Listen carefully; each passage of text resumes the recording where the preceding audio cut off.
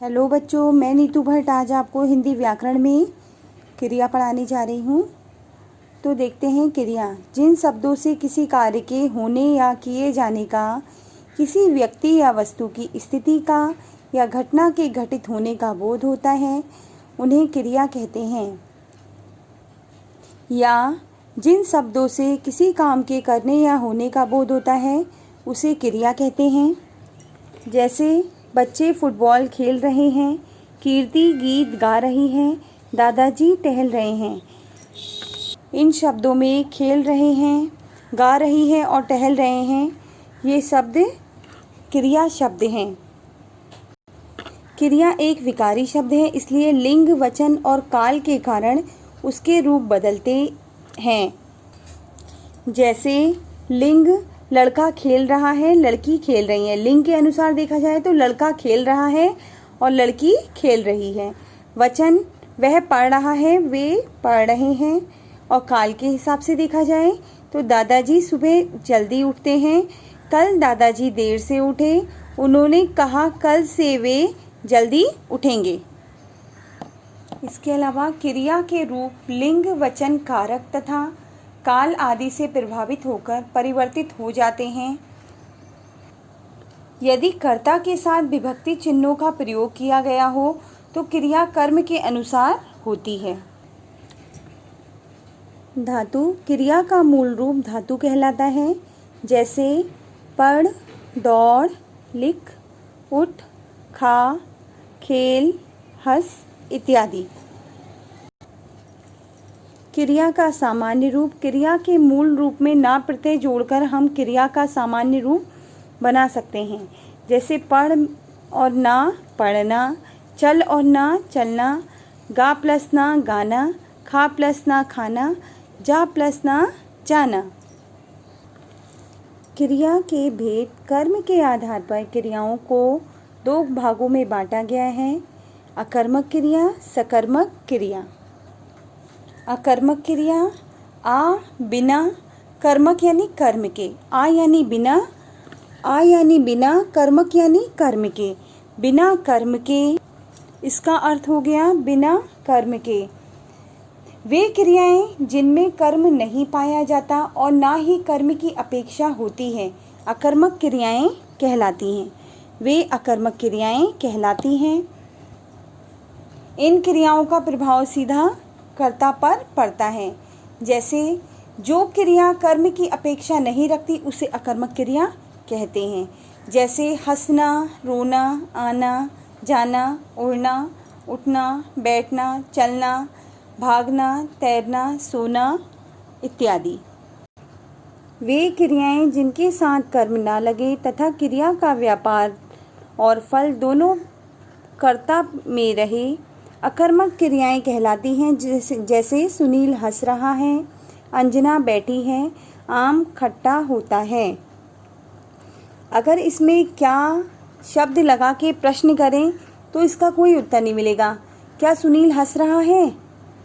क्या सुनील हंस रहा है? क्या अंजना बैठी है? क्या आम खट्टा होता है? तो इसका हमें कोई उत्तर नहीं मिलेगा। तो ये अकर्मक क्रिया की पहचान है।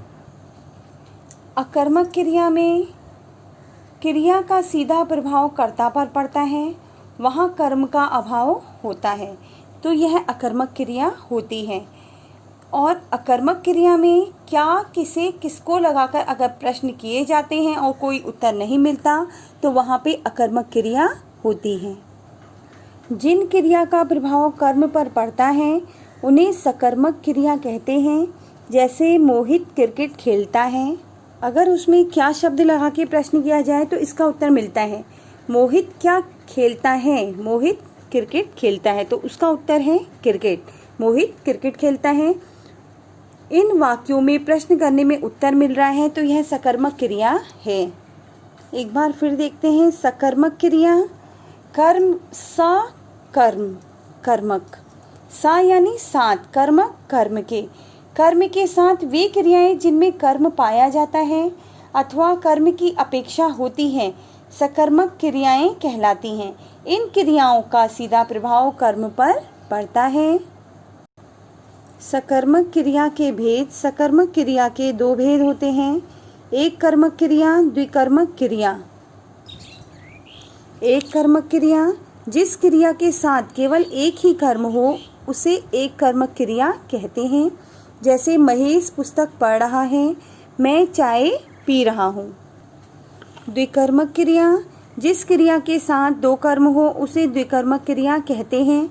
जैसे अमन ने वरुण को पुस्तक दी।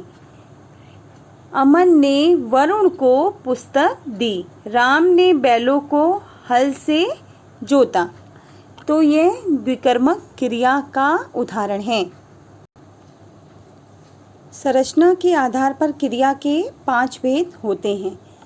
पहले कर्म के आधार पर, अब संरचना के आधार पर क्रिया के 5 भेद होते हैं। प्रेरणार्थक क्रिया, संयुक्त क्रिया, नाम धातु क्रिया, सामान्य क्रिया, पूर्वकालिक क्रिया। प्रेरणार्थक क्रिया, क्रिया का वह रूप जिससे यह पता चले कि कर्ता स्वयं क्रिया न करके किसी दूसरे व्यक्ति को क्रिया करने के लिए प्रेरित करता है, उसे प्रेरणार्थक क्रिया कहते हैं। जैसे वह धोबी से कपड़े धुलवाता है, पिताजी ने मोहित से पानी मंगवाया। यहाँ पर वह धोबी से कपड़े धुलवाता है, व्यक्ति किसी दूसरे से कपड़े धुलवा रहा है और पिताजी ने मोहित से पानी मंगवाया है, तो यहाँ पर प्रेरणार्थक क्रिया है। प्रेरणार्थक क्रिया के 2 रूप होते हैं, प्रथम प्रेरणार्थक क्रिया, द्वितीय प्रेरणार्थक क्रिया।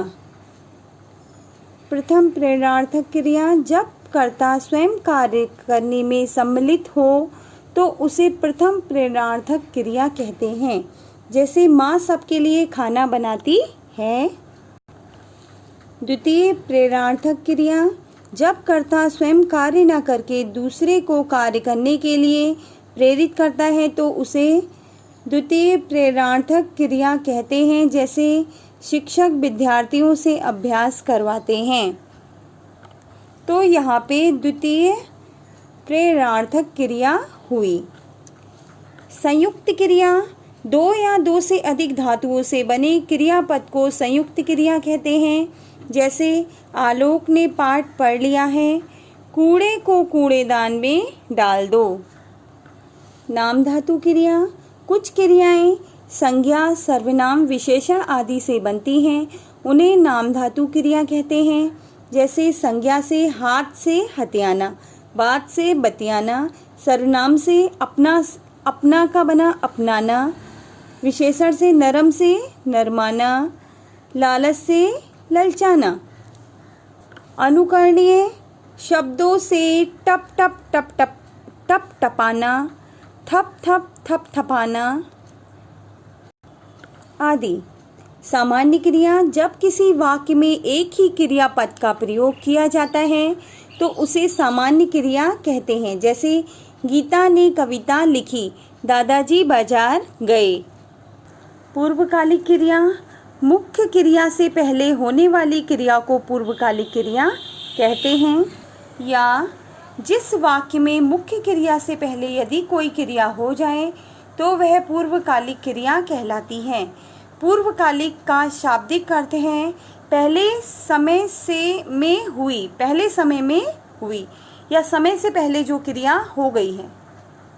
पूर्वकालिक क्रिया मूल रूप में कर अथवा करके लगाकर बनाई जाती है। जैसे चोर सामान चुराकर भाग गया, व्यक्ति ने भागकर बस पकड़ी, छात्र ने पुस्तक से देखकर उत्तर दिया, मैंने घर पहुंचकर चैन की सांस ली।